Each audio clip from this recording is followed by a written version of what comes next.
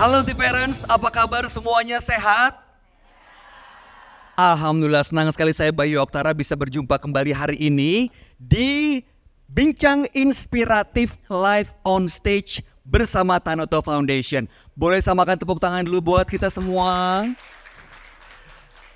Jadi T-Parents, ini adalah podcast di mana di sini kita bisa mendapatkan informasi dan inspirasi seputar kesehatan ibu dan anak, edukasi, beasiswa dan juga tips parenting. Salah satu yang paling penting dalam dunia parenting ini yang hadir ada mama-mama, ada papa-papa juga di sana di ujung kanan kiri. Mudah-mudahan ini bisa mendapat inspirasi seputar dunia parenting yang kita bahas hari ini, yaitu mengenai kemandirian.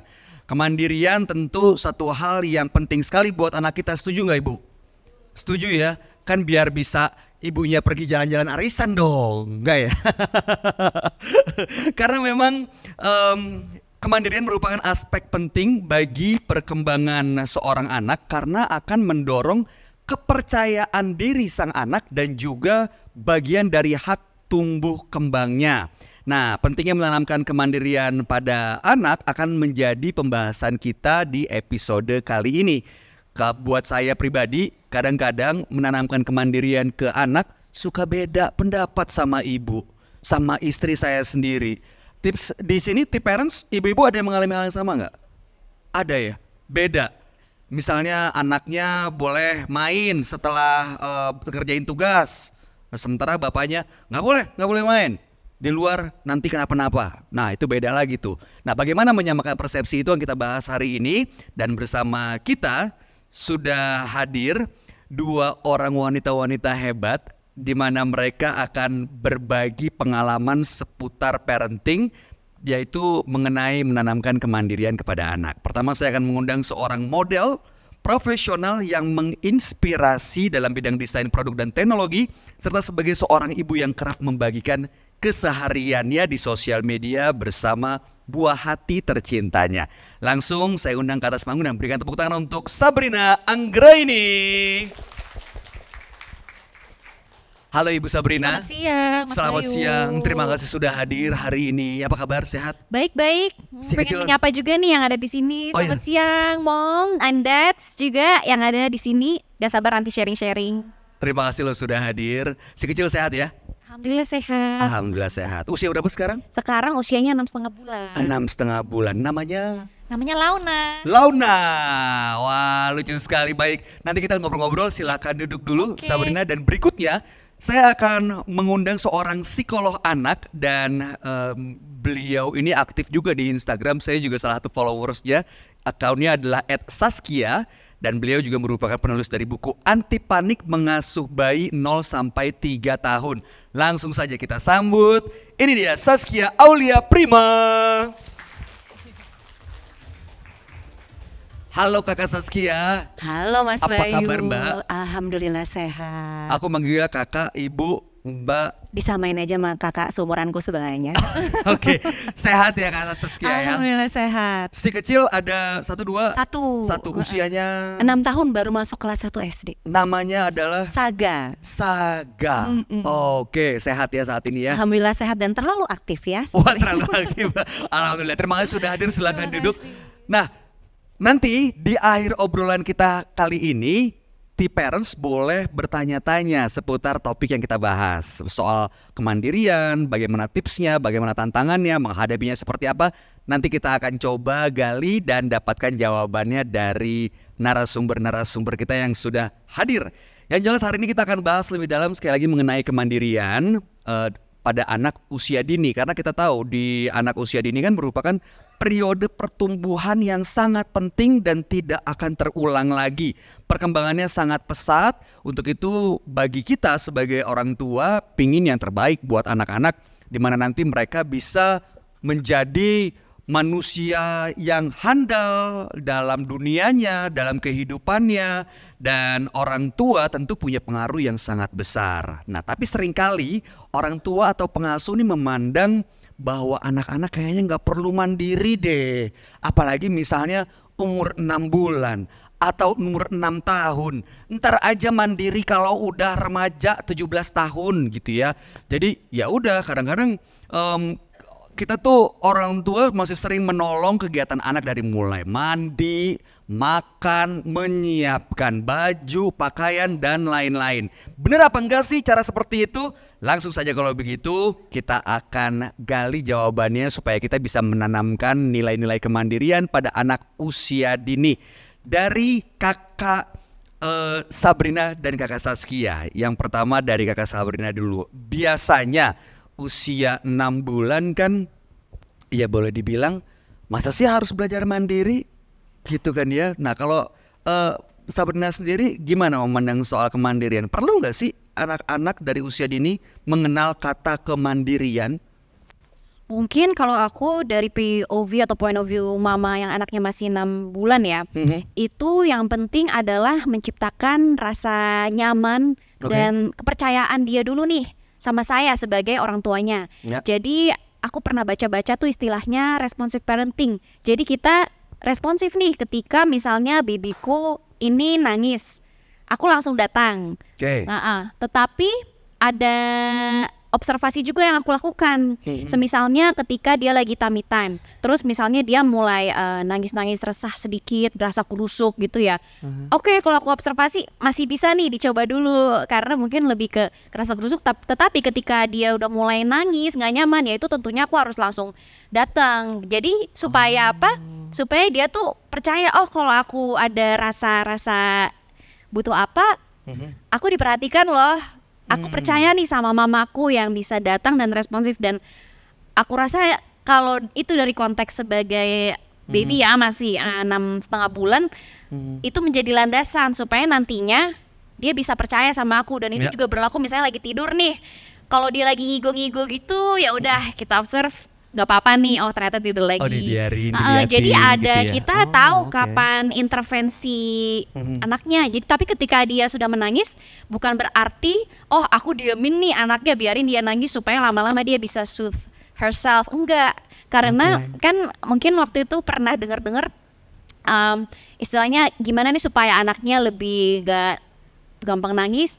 Dibiarkan aja nih kalau misalnya dia nangis lama-lama dia bisa soothe diri dia sendiri. Padahal ternyata yang aku baca-baca dari para ahli juga ya, justru yang penting di usia segitu menanamkan rasa aman. Jadi ketika aku membiarkan dia kalau dia nangis, dia malah jadi kerasa aku nggak ada ya yang peduli sama aku. Jadinya dia berhenti nangis karena apa? Karena ya merasa kalau aku nangis nggak ada yang datang juga gitu. Itu kan sedih banget ya. Aku waktu denger itu gitu ya, makanya itu yang membuat aku ya kalau baby ini kita harus responsif, tapi yang mungkin tahu kapan kita responsif, kapan kita ini bisa diobservasi dulu nih. Jadi itu aku masih belajar juga sih jujur. Ya. Berarti ini perlu banget kesepakatan dengan pasangan juga ya. Karena jangan sampai kita lagi observasi, bapaknya main datang, apa sih ini orang nggak diangkat, main gendong aja gitu. Nggak gitu juga dong. Nanti kita bahas soal remaja. Tapi kalau Saskia sendiri usia 6 tahun, bagaimana cara menanamkan kemandirian kepada anak? Aku mau menanggapi Sabrina dulu. Ini kelihatan ya ibu-ibunya researcher gitu. Kayak masih belajar banyak juga kadang kita butuh belajar kan. Ya jadi memang itu kalau di teori psikologi benar. Basicnya, pondasinya kita bikin dia percaya dulu sama kita. Kenapa? Soalnya nanti pas di usia berikutnya, masuk usia 2 tahun, dianya jadi punya rasa percaya diri. Kan kalau percaya diri jatuh, kan ada mamanya yang bantuin. Jadi dia gak apa-apa lah, dia gelundung-gelundung, istilahnya kayak gitu. Nah kalau udah di usianya Saga, anakku sekarang 6 tahun, ini gamenya udah berbeda. Jadi tugas perkembangannya dari yang kalau di umurnya Launa tadi kan membangun rasa percaya dengan orang tua dan lingkungannya. Lebih gede sedikit, 2 tahun sampai 5 tahun itu dia punya inisiatif, mau explore, mau ngapa-ngapain sendiri, nggak malu-malu. Nah di usianya Saga, begitu dia masuk ke 5-6 tahun ke atas, itu dia mesti udah harus paham aku bagusnya, pinternya atau jagonya apa. Nah menemukan kenali inilah yang akhirnya translasinya untuk kemandirian sehari-hari aku biarkan dia explore tapi sambil kutanya. Jadi misalnya kalau misalnya kan kadangnya ibu-ibu kayak aku tuh Senin sampai Minggu tuh ada aja les yang dia lakukan gitu. Kayak dari sesuatu yang dia senang sampai yang menurut kita dia butuh. Biasanya aku tanya, menurut kita dia butuh nih agak subjektif ya Mas Bayu kan along the way. Terus aku bisa nanya, oke, setelah kamu melakukan kegiatan itu perasaannya apa gitu, misalnya seneng kah atau sedih kah? Alhamdulillah anak aku bawel. Next time kalau lagi liburan, gak sekarang lagi liburan term, aku tanya, jadi pertanyaan, kamu sekarang liburan mau ngapain aja? Jadi dia bisa menentukan, oh aku mau main, mau ini, mau itu gitu. Jadi semakin besar sebenarnya perannya lebih banyak ke diskusi apa yang dia bisa pilih untuk kebutuhan dia. Kenapa? Karena mandiri itu bukan tentang hanya hal-hal teknis, misalnya ganti baju, makan dan lain sebagainya, tapi ujungnya anak itu disiapkan untuk dia bisa berpikir dan melakukan decision making atau pengambilan keputusan sendiri dengan bantuan-bantuan yang dia perlukan juga. Jadi bukan sekedar kita ngedevelop di masa sekarang yang perlu latihan karena biar kita bisa arisan, biar kita bisa gampang, tapi nanti pada saat dia gede, misalnya yang paling gampang, kamu mau masuk jurusan apa? Dia tahu dan dia tahu alasannya apa. Untuk zaman sekarang kayaknya itu yang paling luxury banget yang kita nggak sadari. Kalau kita ingat kita SMA mungkin kita juga nggak tahu kenapa kita masuk jurusan itu kan, gitu sih kira-kira. Jadi sebenarnya di dunia yang penuh dengan banyak sekali pilihan ini, sikap kemandirian pada anak akan memudahkan dia nantinya untuk menentukan apa yang dia inginkan, apa yang dia mau, apa yang dia pilih, yang terbaik buat dirinya yang dia butuhkan ya. Betul. Nah, pertanyaan berikutnya, sejak kapan sikap atau nilai-nilai kemandirian ini boleh diperkenalkan dan ditanamkan pada anak? Kalau boleh sebenarnya sih dari kecil banget bisa, tapi tadi kayak kata Sabrina ya, mungkin sesuai dengan porsinya. Kalau tadi mungkin kita kalau di usianya Launa kan lebih yang dia mau tummy time gitu ya. Kita kasih selain dia mempercayai kita kasih kepercayaan, dia bisa nambah semenit lagi gitu. Jadi dia ngerasa aku bisa nanti lagi gitu. Nah itu, tapi sebenarnya biasanya kita baru bisa lebih banyak konsisten memandirikan itu di usia 1,5 sampai 2 tahun. Jadi pada saat 2 tahun kan dia udah ngerti kita ngomong apa. Sesederhana misalnya Mas Bayu dan Sabrina, misalnya mau tidur pakai atau mau pergi deh pakai baju yang warna apa nih. Ada anak yang ditanya gitu dia bisa langsung sebut. Tapi ada yang bingung, observe dulu. Oke, kita kecilin opsinya. Misalnya kita ambil 3 baju atau 2 baju aja. Kenapa itu penting? Aku pribadi punya beberapa klien yang umurnya udah 14 sampai 15 tahun, kalau ditanya mau makan apa, misalnya es krim aja, dia nggak tahu milih rasa apa. Bayangin nggak hal-hal lain, karena biasanya orang tuanya tipenya 2. Kitanya nggak sabar, jadi kita pilihin terus atau kita beresin terus urusannya, atau kitanya merasa bersalah karena aduh kasihannya kalau dia harus banyak mikir atau jadi lama atau jadi ini, jadi kita beresin. Jadi two extremes kind of parents ini mengakibatkan dia jadi sulit tuh memilih atau melakukan apapun dengan lebih mandiri gitu. Oke, berarti sebenarnya sedini mungkin sudah boleh ditanamkan Boleh dengan berbagai cara dan tingkatannya. Kalau dari kacamata seorang psikolog, manfaatnya nilai kemandirian bagi anak ini apa Mbak Saskia? Kenapa sih mandiri ini jadi manfaatnya apa? Itu sih, kalau manfaat praktis adalah mempermudah kegiatan kita ketika melakukan parenting, terutama kalau anaknya lebih dari 1, ya kan? Lumayan tuh, dia bisa ngebantuin, dia bisa menyelesaikan masalahnya sendiri. Jadi kita ya udah gitu, kita tinggal nanya dan tinggal kasih opportunity dan membantu fasilitator kalau katanya Sabina tadi.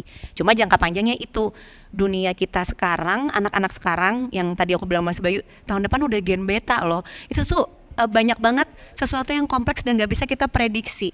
Anak-anak harus dibekali gimana caranya dia bisa tenang, nyaman, atau paling tidak ada dalam situasi yang tidak bisa diprediksi itu seringkali gitu. Jadi bahwa decision makingnya dia atau pengambilan keputusannya, dia mau milih apa jurusan aja sekarang banyak banget ya Sabrina, banyaknya bukan main. Kita udah pengen catch up lagi sebagai orang tua. Terus kemudian dia mau berkegiatan apa, semakin besar kan semakin kayak kata Mas Bayu tadi ya, aku bilangnya kita kalau punya anak remaja kayak punya gebetan yang gak naksir sama kita. Kalau kita WA dia cuma jawab G gitu kan. Singkat-singkat banget. Benar. Jadi kita harus mempercayakan dia. Nah dia bisa milih gitu. Papa misalnya, aku mau ikut les kemana atau mau main kemana, dan hal-hal yang berguna buat dia. Right. Masalahnya sekarang dengan informasi yang banyak banget, anak punya banyak pilihan juga melakukan hal yang gak berguna juga kan buat dia gitu. Jadi pentingnya banget sebenarnya itu sih, buat jembatan yang tadi Mas Bayu bilang, dia bisa milih sesuatu yang sesuai kebutuhan dia dan bagus buat dia. Salah satunya. Nah kalau dari kakak Saskia sendiri sebagai parents nih, sebagai orang tua, sebagai ibu, tantangan apa yang dirasakan dalam menanamkan nilai kemandirian? Pas umur 6 tahun, jadi kan aku udah ngajarin tuh yang tadi, bisa milih sendiri. Dulu tuh aku sampai struggle kalau tidur malam maunya pakai batik, nggak mau pakai piyama. Terus kayak ini aku harus menyerah pada yang mana nih gitu kan. Jadi kayak biarin dia tidur pakai batik atau ya aku push atau, ada banget ada. Jadi nah ternyata semakin besar anak sudah bisa memilih sesuatu sendiri, biasanya dia makin pintar memilih kan, makin banyak alasan, setuju nggak? Jadi kalau kita mau menerapkan aturan baru atau kita mau menerapkan sesuatu yang menurut kita baik untuk dia, ternyata anak itu punya input lain yang kadang mungkin sebenarnya nggak salah, tapi kita nggak ada waktu di masa lalu kita tuh kayak gitu sehingga kita kayak aduh ngotot banget nih anak, gimana ya biar sabar gitu ya kan. Iya padahal untuk iya gitu mirip aku gitu.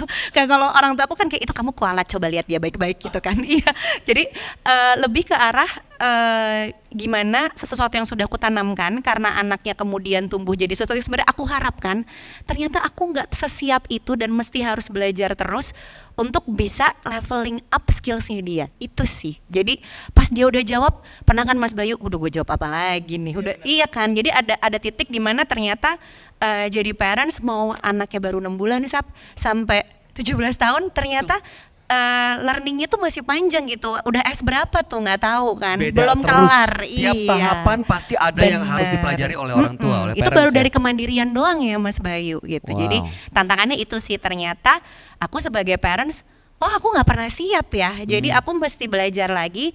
Apalagi kalau anaknya terus ibaratnya skillnya terus bertambah. Itu Iya, sih. menurut aku salah satu bagian yang cukup berat menjadi parents adalah saat anak bertanya sesuatu dan akhirnya kita harus googling dulu ya Bu. Tunggu. Dan itu tidak Kita lama lihat ya. dulu. Itu nggak usah nunggu 16 tahun. Nggak kan? sampai 16 tahun, ya kan? Pengennya kenapa sih nggak cari jawaban sendiri gitu? Mau dong mandiri dong gitu. Cuman nggak bisa. Tetap aja harus ada bonding antara orang tua dengan anak, termasuk peran sang ayah nih. Nah, kalau Sabrina, bagi perannya dengan suami gimana nih untuk menanamkan nilai-nilai positif kepada anaknya? Yang pertama saling berdiskusi dan kita tuh thinking partner gitu sih. Jadi suamiku tuh juga sering banget ngeriset soal anak, misalnya sekarang udah usia 6 bulan, kalau based on milestone yang ada, standarnya tuh harus udah bisa ngapain aja sih. Jadi kita cari tahu stimulasi yang tepat kita lakuin di rumah tuh apa. Jadi bukannya berarti mau buru-buru gimana ya, karena kalau bagi aku kan juga yang penting dia sesuai milestone lah, semuanya dilalui, nggak di skip. Tetapi ya itu saling misalnya nih random out of the blue, ini nemu video apa, anak distimulasi. Misalnya nih waktu baby Launa lagi belajar merangkak, misalnya kan ada salah satu stimulasi yang bisa dilakukan orang tua itu menopang kakinya, supaya katanya sih kalau aku lihat itu rekomendasi dari dokter itu bisa sadar oh dia punya kaki, jadi bisa ini. Nah itu misalnya ya sesimpel kontribusi itu, ngasih riset dan ya ketika ya sudah selesai kerja, pulang kerja, ya ikut juga bermain gitu. Tetapi intinya kita diskusi dan saling riset. Jadi bukan tugas mamanya aja untuk cari tahu sendiri, walaupun aku cari tahu apa. Jadi menurut aku sangat membantu ketika suami itu bisa menjadi thinking partner kita. Dan justru ya salah satu hal seminimal bare minimum adalah riset gitu. Dan yang kedua adalah involvement dalam bermain sama anak di waktu yang bisa aja gitu. Jadi udah diajak ikut mikir, diajak ikut main dan bayarin sekolah. Banyak sekali sih tugas kami para suami. Apa emang begitu ya idealnya? Tapi so far nggak pernah ada komplain. Enggak sih, karena kita juga setuju kalau ya anak kan bareng-bareng, tapi tentu dengan porsi yang kita sama-sama bisa usahakan. Ya. Aku kan juga kerja. Jadi gimana kita atur waktunya, terus juga misalnya tadi yang main as simple as pulang kerja malam-malam, waktu itu misalnya merangkak nih sama bayi yang kemarin-kemarin saling merangkak, tetapi ya in the grand scheme of things nggak hanya aku doang nih yang main sama Launa, ada juga papanya gitu. Dan sebenarnya aku ngeliat sih kalau dia engage sama papanya itu juga dia happy banget. Jadi aku rasa tuh pasti ada ikatan emosional juga ya anak sama ayah, nggak hanya dengan mamanya aja. Jadi itu aku rasa pasti setiap orang kan kesibukan jadwal dan bagaimana mereka bisa mengatur waktu tuh beda-beda ya, ke scope-nya itu balik lagi ke masing-masing. Tetapi ya di make time itu pasti bisa gitu. Oke, harus ya make time. Berarti nilai kemandirian ini penting sekali buat anak. Selain bisa percaya diri, yang berikutnya adalah punya karakter yang kuat berarti ya. Oke, perilaku-perilaku apa saja nih Mbak Saskia yang menunjukkan kalau anak sudah tertanam nilai kemandiriannya? Karena berarti kan ada challenge berikutnya. Ada nggak sih perilaku-perilaku yang ditunjukkan oleh anak saat dia sudah mandiri? Untuk tiap tahapan usia beda gitu. Oke. Jadi misalnya ya ideal kalau udah mulai 2 tahun 3 tahun itu misalnya dia semudah pas dia masuk ke misalnya playground, dia tahu mau main apa duluan gitu. Dia nggak, biasanya kan kadang masih ada yang baru latihan ya mungkin, atau masih lagi observasi, aku main apa dulu ya, tuh bingung, bengong. Nah biasanya kalau udah mulai bisa, oh nih udah mulai dia tahu nih dia butuhnya apa gitu. Tenang aja kalau yang belum bisa lagi latihan. Nah nanti begitu lebih gede misalnya kita ngelihatnya dari hal-hal sehari-hari yang sudah dia bisa lakukan sendiri di usianya. Misalnya minum sendiri gitu, makan sendiri, atau pakai baju sendiri gitu ya, itu yang paling gampang. Atau nanti kalau pas udah usia SD udah tahu, oh dia mau ngapain, bagusnya di mana. Bahkan sampai kadang-kadang sedih, kecewa kalau sesuatu tuh nggak accomplish, itu tanda yang bagus. Dia tahu dia oh berarti harus usaha lebih, atau misalnya oh dia tahu ini barnya aku kurang di bagian ini. Nah nanti itu hal-hal lain lagi, tapi itu menandakan oh anaknya udah tahu, dia udah ngerti. Pikirannya udah mandiri untuk tahu apa yang dia suka dan apa yang dia bagus atau enggak. Bukan cuma tentang dia bisa ngapa-ngapain dan memutuskan sendiri, tapi dia tahu dia bisa minta tolong ke siapa dan untuk apa. Jadi mandiri itu bukan semuanya sendiri, tapi dia tahu menggunakan resource-nya juga yang tepat di mana dan kenapa. Oh, itu yang sih paling penting tuh. Kadang-kadang kita salah kaprah. Mandiri artinya semuanya harus serba sendiri. Nggak gitu. Tapi justru saat dia membutuhkan pertolongan, dia tahu ke siapa dia harus meminta pertolongan itu. Oke, nah kalau kita menanamkan satu nilai sama anak, kan kadang-kadang nggak semuanya bisa diterima gitu aja. Ada ekspresi penolakan lah karena tidak terbiasa, ngelawan gitu ya. Akhirnya mau menanamkan nilai baik, emaknya jadi murka, bapaknya jadi udah jadi wasit. Nah kamu sendiri Sabrina, waktu menanamkan nilai kemandirian ke anak, gimana ekspresinya saat dia berhasil ataupun gagal? Misalnya kamu lagi biarin nih, terus kamu observasi kan, kamu gak datengin tuh ya. Terus saat dia bisa menenangkan dirinya, terus kamu datang, dia akan happy kah, atau dia sedih, atau marah, ngambek? Gimana ekspresi yang dia tunjukkan ke mama papanya? Oke, jadi mungkin konteksnya kalau lagi playtime ya sama baby, itu kalau misalnya dia berhasil meraih sesuatu atau ya berhasil melakukan sesuatu yang baru lah, kita yang penting celebrate itu gitu. Dan ini yang lucu adalah belakangan ini kayaknya dia udah bisa mulai nunjukin maunya deh. Kayak misalnya dia udah deket-deket ke rak buku, terus dia pilih nih buku yang mana. Tapi satu hal yang aku perhatiin adalah ternyata yang lebih nyaman di dia kayaknya ketika kita emang membiarkan dia terus mencontohkan. Jadi mungkin misalnya nih kalau baby konteksnya, jadi bukan aku kayak benar-benar setiap saat mindahin tangan dia. Misalnya nih pengen masukin bola ke baskom gitu, bukan aku selalu megangin tangan dia untuk masukin. Mungkin ya awal-awal buat ngasih tahu aja, terus aku contohin. Emang awalnya dia nggak bisa, ya nggak apa-apa. Tapi lama-lama dia bisa sendiri. Dibandingkan setiap saat aku pegang tangan dia, itu mungkin kayak satu hal kecil kali ya yang aku rasa gestur yang dia lebih seneng ketika dia sendiri. Dan mungkin nantinya kalau dia udah gede, salah satu contohnya gitu. Dan iya mungkin kalau dari kita lebih ke celebrate ketika dia have small wins.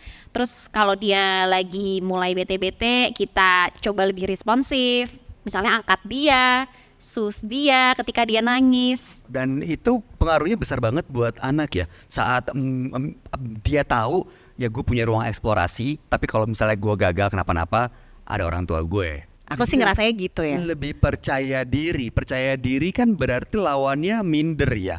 Kalau misalnya anak pemalu, kalau kita lihat ini mungkin introvert, ya sekali dua kali, kalau keterusan jadi minder, kita gak pengen juga anak seperti itu. Berarti nilai-nilai kemandirian penting sekali supaya mereka bisa lebih percaya diri. Punya pengalaman unik gak sih waktu menanamkan nilai-nilai ke anak? Kan namanya anak-anak tuh suka ada-ada aja gitu kelakuannya. Yang paling unik adalah oh iya, aku sendiri sudah merasa atau sudah berusaha berupaya membebaskan anakku punya pikiran sendiri, keputusan sendiri, yang akhirnya terjadi dia independent thinkingnya jalan saat ini. Tapi kemudian ternyata ketika aku ingin memberikan value yang penting juga, oh ini challenge-nya. Gimana cara kita ngomongnya, gimana cara kita membuat dia sadar, oh ini ada hal-hal yang penting yang mungkin kamu juga bisa dapat dari aku. Dengan dunia anak generasi alpha sekarang yang semua bisa ditanya, nggak harus ke mamanya dan papanya gitu. Itu sih yang unik ya. Atau kayak dia udah mulai terpapar teman lainnya mau apa, dia FOMO ikut gitu, atau dia nggak mau gitu. Yang gitu-gitu sih Mas, yang akhirnya sudah gue tanamkan, ternyata di sini juga aku pitfall jatuhnya gitu. Kayak gak ada diri sendiri akhirnya ya. Aduh, saya ingat banget kalau si kembar nih yang si 7 tahun itu mereka, saya nggak tahu kenapa, mungkin anak kembar juga diciptakan untuk saling kompak, termasuk untuk saling, misalnya, Dek, Kakak udah mandi belum? Udah sih kayaknya.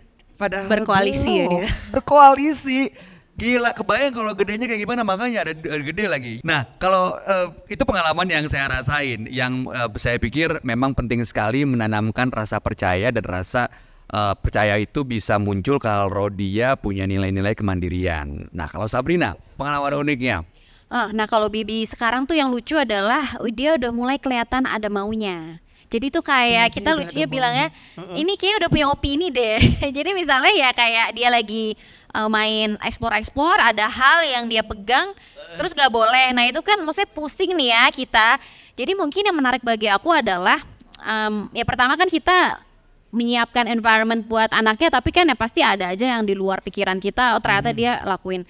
Nah satu hal ternyata yang aku rasa pengen aku tanemin dari sekarang, kita tuh gak pengen ngomongnya tuh, kamu jangan ambil ini ya, nanti ini. Jadi kayak nggak pengen ngasihnya tuh modal ancaman, gitu. Walaupun mungkin orang bisa berargue, ya kalau bayi belum terlalu ngerti nih apa yang dimaksud. Tetapi sebisa mungkin dari dini, bukan bilang kamu jangan gini ya, nanti diginiin. Ada kayak resiko-resiko, takutnya nanti dia lebih nggak confident gitu dalam memilih sesuatu karena let's say ada ancaman. Jadi lebih ke, oh iya ini nggak bisa diambil karena apa-apa, tetapi bukan mengancam kalau kamu ambil ini nanti kamu gini loh. Padahal mungkin kadang hal-hal yang kayak lebih dibikin-bikin buat anak-anak, karena kita pikir anak-anak kan nggak terlalu ngerti kayak gitu. Jadi itu sih yang aku sadar lucu banget, frustrating banget. Misalnya aku kemarin lucunya kan biasanya dia di ruangan bermainnya ya, yang mana jelas ada playmate. Ini lagi suka banget keluar. Akhirnya kemarin misalnya cobain deh yuk kita ke kamar. Ternyata aku biarin, aku supervisi, dia masuk ke lemari. Terus kayak ngapain? Ya explore aja. Cuma itu. Jadi ya aku sambil nge-implement aja. Kalau bisa aku jangan mengancam, tetapi ya emang kasih tahu aja, karena itu yang aku baca di buku The Montessori Baby. Anak kecil tuh punya the absorbent mind. Jadi yang menyerap apa yang diiniin, takutnya kan selain dari kita orang tua menjadikan kebiasaan, juga tadi harapannya dia jadi nggak melakukan sesuatu takut karena ancaman, jadi mungkin takutnya lebih nggak confident itu atas diri dia. Jadi kita emang udah rasional aja nih sedini mungkin, meskipun kadang kelihatannya nggak hal kecil, tapi aku rasa itu bisa besar sih. Dan walaupun 6 bulan tuh udah bisa mengerti ya, maksudnya simbol-simbol atau rasa kehangatan atau enggak sesuatu yang mungkin untuk ancaman, dia ancaman tuh bisa ngerasa ya dia Mbak Siska? Menurutku sih bisa ya, kita kan bisa ngebedain suara orang panik sama enggak, ekspresi orang itu dari kecil banget udah tahu.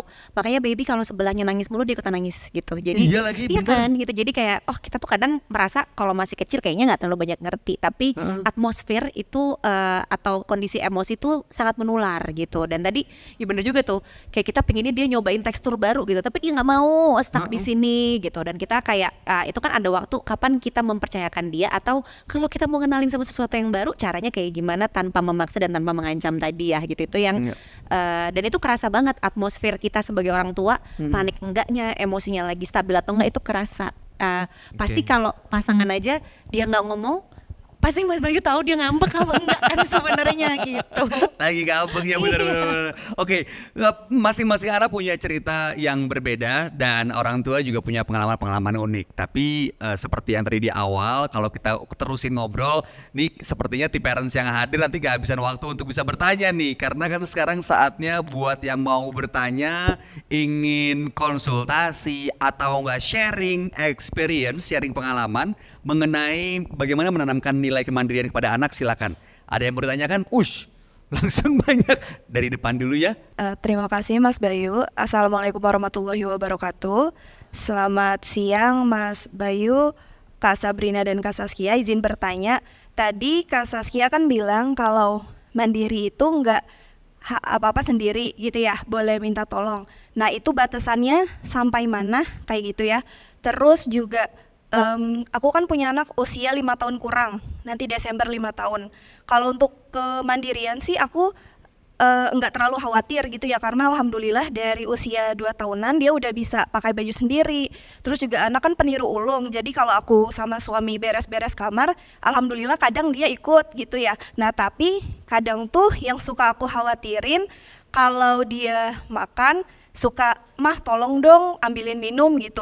Terus beberapa kali akhirnya aku notice, kok minta tolong mulu ya gitu. Dan di situ aku takut kayak gitu kan, apa anak aku nanti jadi manja gitu, takutnya jadi bosi atau jadi suka nyuruh-nyuruh kayak gitu ya.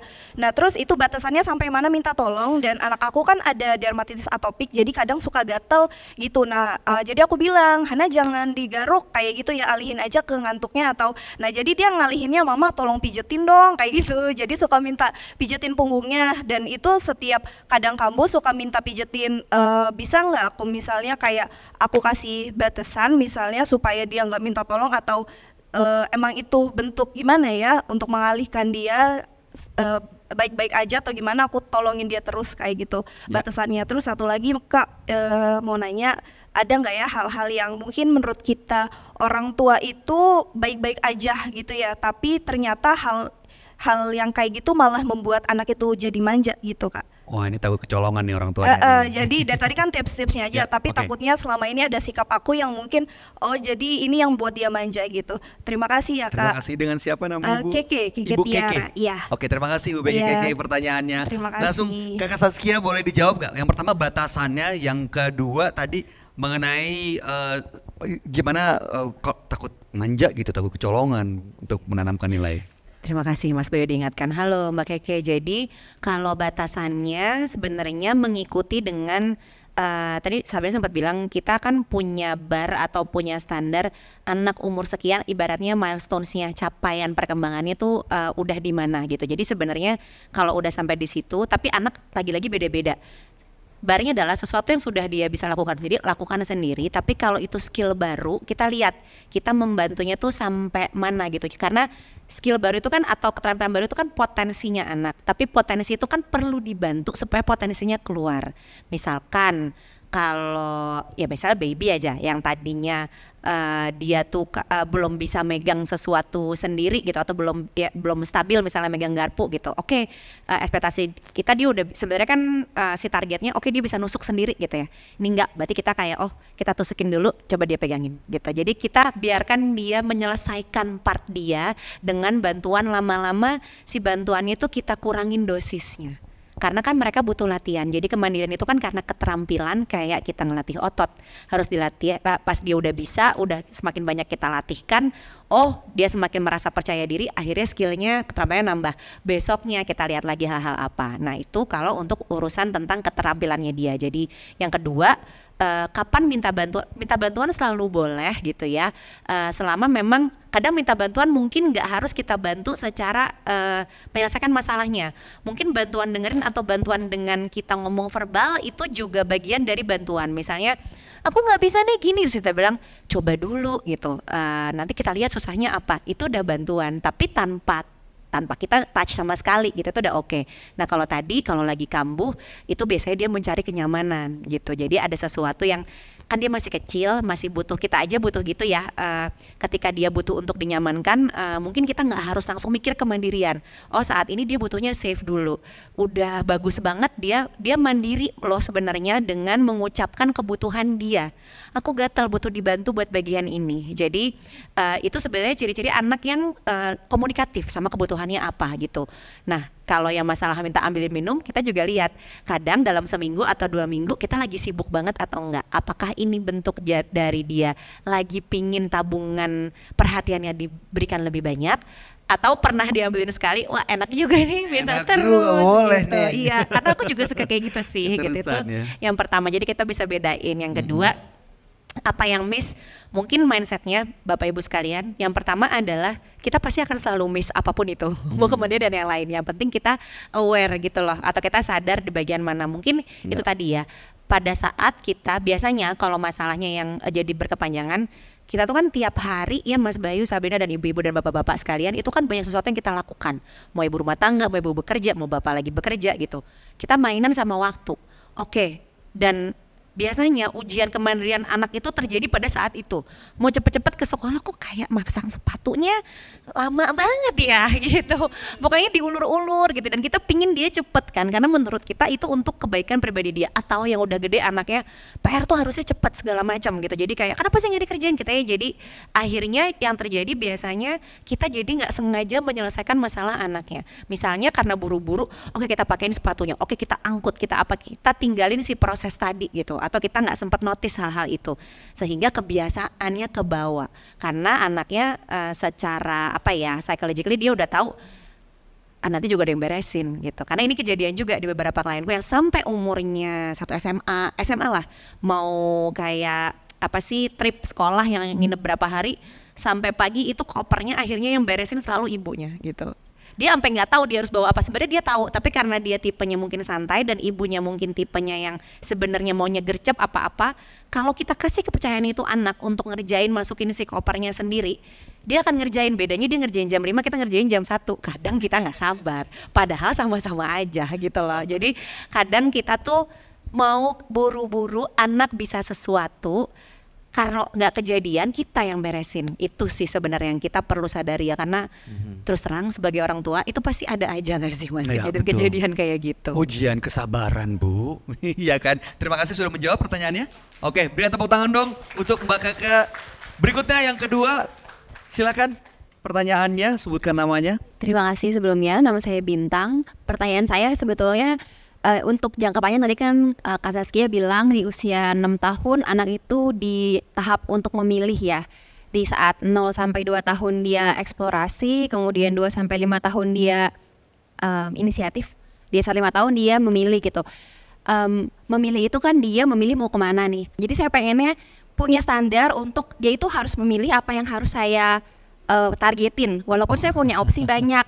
Nah tapi saya nggak pengen kesannya kayak ngatur otoriter sama anak. Saya pengennya membuat si anak tuh dari kecil saya arahin nih supaya nanti ketika dia milih jalan, saya udah tenang, oh ini jalan yang saya pilih udah seperti ini. Batasan yang dilakukan oleh orang tua untuk bisa mendidik anaknya seperti itu tuh sebetulnya baik atau buruk, atau dari dibatasi sampai mana sih? Karena saya takutnya saya terlalu mengekang yang akhirnya ternyata anak tuh memendam inner child-nya dia ketika dewasa. Aku pengennya kayak gini, aku pengennya kayak gitu-gitu. Kebetulan anak saya masih kecil banget, masih bawah 1 tahun, jadi kayak saya pengen banyak tahu sih untuk 4-5 tahun ke depannya membentuk anak ini seperti apa, gimana? Baik, yang ditanya batasannya ya. Batasannya. Udah lewat banget Bu. Dengan ibu siapa namanya, sorry? Under setahun, ya under setahun kok. Under setahun anaknya, oke silakan Kakak Saskia. Ibu Bintang ya tadi, Mbak Bintang, makasih. Kekhawatiran yang banyak terjadi juga di umur-umur, walaupun anaknya masih kecil, tapi maksudnya ibu-ibu zaman sekarang itu banyak yang udah khawatir hal yang kurang lebih samalah gitu. Kalau tadi sebenarnya di 5 tahunan tuh lebih ke paham kompetensi dia apa, dia bisa nggak bisanya tuh apa. Nah untuk batasan ya kalau dibilang kayak orang tuanya dulu tiger, ya mungkin kayak orang tua kita juga dragon kali ya, udah bukan tiger lagi gitu. Jadi kayak memang zaman dulu tuh dan tapi daripada kita fokus di label, sebenarnya untuk pendisiplinan, untuk ngebantu anak apapun tuh kita fokusnya kedua, pemberian disiplin dan pemberian kehangatan atau kasih sayangnya tuh berimbang. Jadi bukan yang tadi kan bahasanya terlalu baik ya, tapi kayak misalnya kita kasih banget overflowing sayangnya tuh kayak sampai gak ada batas, itu juga tidak memandirikan. Tapi juga kita tekan terus dengan disiplin because I said so, itu juga tidak memandirikan sebenarnya gitu. Jadi yang perlu kita set setiap harinya tuh adalah gimana ngebalance itu, dan to be honest itu susah banget, itu seumur hidup gitu. Jadi kapan tarik ulur disiplinnya, kapan oke kita lepas, itu susah. Tapi intinya compare to those labels, kita pokoknya mainnya, oh ini batasannya jelas, tapi kasih sayangnya juga jelas. Kayak tadi Sabrina bilang ya, kayak at the end of the day juga tahu orang tuanya tuh ada di sana. Nah kedua, mungkin kita harus ingat bahwa masa kita sekarang tidak bisa kita prediksikan sama dengan masa ketika anak kita nanti bekerja atau sudah di usia produktif. Dunianya akan sangat berubah. Benar kalau kita pingin misalnya kadang kita udah nge-build, apalagi entrepreneur gitu ya, usaha tertentu, kita pingin anaknya di situ juga. Tapi sekarang yang namanya usaha yang sama tapi bentuknya beda, shifting segala macam itu juga beda. Kayak ambil ini deh, dulu kalau bimbel ya, itu kan kita harus ke tempat. Sekarang suami Sabrina bisa bikin beda lagi gitu. Jadi sama, tapi dia mungkin belajar sesuatu dari kita, terus ketemu inovasi hal yang lain gitu. Jadi kadang kita perlu juga ngelepas anak untuk tahu kompetensinya apa, untuk ngelihat misalnya kita udah punya bisnis yang udah oke atau cita-cita yang oke, tapi ternyata anak ini bakatnya, kemampuannya lain gitu. Nah tapi kita tetap pingin bisnis kita jalan, ya udah nggak apa-apa. Kayak ayah saya tuh punya sekolah juga, saya juga nggak handle. Nah itu, tapi apa yang anak ini bisa bantu untuk problem solving ke depannya. Misalnya kita nggak mau nyerahin perusahaan ini sama orang lain, misalnya dia juga bisa mengelola, ngebantu orang lain nih untuk ngurusin itu, tapi dia ngerjain hal lain yang dia suka. Tapi itu nanti sesuatu yang kita lepasin aja, dia akan dapat problem solvingnya sendiri. Sekarang tugas kita adalah mendampingi, membersamai dia punya cara berpikir mandiri untuk bisa nentuin sesuatu sendiri gitu. Jadi balance between apa yang kita disiplinkan dengan kehangatannya tadi, dan ingat masa tuh berubah sangat cepat. Sebulan dari sekarang banyak sekali perubahan, belum tentu yang sekarang kita tuh udah oke banget, berhasil banget, ceritanya sama di tahun depan atau di bulan depan. Jadi yang penting anaknya well equipped, itu semua bisa terjadi dan dia bisa punya waktu nyelesain semua sendiri, kemampuan termasuk rasa aman, kayak gitu sih. Begitu. Berikan tepuk tangan sekali lagi untuk Ibu Bintang atas pertanyaannya. Terima kasih, mudah-mudahan sudah menjawab ya. Artinya kasih ruang untuk eksplorasi sendiri buat anak mengambil keputusan. Sebenarnya masih banyak saya tahu ibu-ibu yang mau bertanya, T-Parents yang tadi udah angkat tangan, tapi karena keterbatasan waktu kita akan segera tutup sesi pertemuan kali ini. Sebelum berpisah, boleh dong kasih tips buat T-Parents bagaimana caranya menanamkan kemandirian buat anak dari Sabrina, silakan. Oke, thank you so much. I had fun ngobrol-ngobrol dan belajar juga tentunya dari Kak Saski. Dan kalau dari aku sih adalah bagaimana aku berharap juga untuk diriku ya sebagai parents bisa menjadi safe place untuk anakku. Jadi sekarang di usia dia yang di bawah setahun, bagaimana caranya aku hadir, responsif, di mana aku bisa menciptakan rasa hangat dan percaya diri bahwa jika ada apa-apa, ada mamanya, ada orang tuanya yang siap dari situ. Dan mudah-mudahan itu bisa menjadi modal fondasi dia ke depannya supaya dia bisa menjadi anak yang percaya diri untuk eksploratif dan juga bisa confident sama apa yang dia pengen capai, karena itu lagi dia punya kehangatan orang tuanya yang bisa menjadi landasan dia jika ada apa-apa. Amin. Selanjutnya Kakak Saskia. Karena udah dijawab semua sama Sabrina, tapi sebelumnya aku mau berterima kasih sama ibu-ibu, Sabrina dan Mas Bayu. Dari pertanyaan, dari obrolan banyak banget yang aku pelajari juga hari ini. Tapi kalau aku mau tutup dengan cerita, bukan analogi sih. Jadi kalau kita ngebesarin anak yang mandiri, itu mindsetnya kayak kita lagi punya tanaman. Kita mau menanam bibit yang bagus, nanti dia bertumbuh jadi bunga, pohon, apapun itu. Tugas kita bukan megangin itu tanaman, tapi tugas kita kasih pupuk yang tepat, mungkin disiram, ditaruh di tempat cahaya yang mungkin pas gitu. Jadi justru tugas kita membiarkan dia bertumbuh dalam ruangan yang memang cukup buat dia. Kadang-kadang mungkin tumbuhnya nggak selalu lurus ke kanan ke kiri, nggak apa-apa. Ujung-ujungnya tetap bakalan jadi indah. Jadi just trust the process sambil kita dampingi. Kalau aku gitu aja. Sambil kita dampingi, itu kata kuncinya. T-Parents, kemandirian kita sepakat adalah satu hal yang benar-benar penting untuk kita tanamkan sejak usia dini karena ini akan menumbuhkan rasa kepercayaan diri dan tentunya akan membuat anak memiliki karakter yang kuat. Senang sekali hari ini kita sudah mendengar cerita dari dua narasumber kita, ada Kakak Sabrina dan Kakak Saskia, yang mudah-mudahan apa yang disampaikan bisa menambah motivasi dan semangat kita semua untuk bisa benar-benar menanamkan nilai-nilai positif dan memikirkan yang terbaik buat anak di masa depannya, yaitu memiliki sikap yang mandiri. Sekali lagi saya mau terima kasih atas kebersamaan T-Parents yang hadir di sini. Boleh tepuk tangan buat Anda semua yang sudah meluangkan waktu. Sukses dan sehat selalu. Mudah-mudahan kita selalu dalam lindungan Tuhan Yang Maha Kuasa dan anak-anak kita menjadi anak-anak yang handal di masa depan. Akhir kata, saya Bayu Oktara pamit undur diri dari Bincang Inspiratif Live on Stage bersama Tanota Foundation. Sampai jumpa di kesempatan berikutnya. Sukses dan sehat buat kita semua. Assalamualaikum warahmatullahi wabarakatuh.